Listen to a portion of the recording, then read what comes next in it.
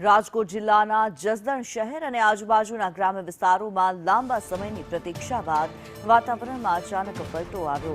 સવારથી જ આકાશ વાદળછાયું બન્યા બાદ પંથકમાં ધોધમાર વરસાદી ઝાપટા શરૂ થયા, જેને કારણે રસ્તાઓ પર પાણી વહેતા થયા। કાગડોળે મેઘરાજાની રાહ જોઈ રહેલા સ્થાનિક ખેડૂતોમાં આ વરસાદથી આનંદની લાગણી ફેલાઈ ગઈ।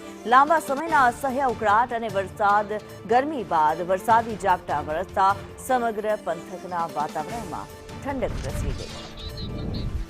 પિયુષ વાજા વધુ વિગતો સાથે જોડાયા છે। પિયુષ, રાજકોટ જસદણમાં મેઘરાજાએ એન્ટ્રી કરી।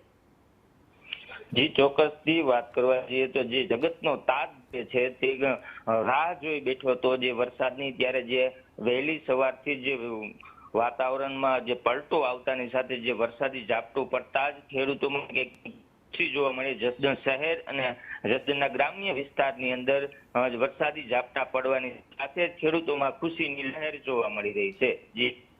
જી ધન્યવાદ પિયુષ આ માહિતી માટે।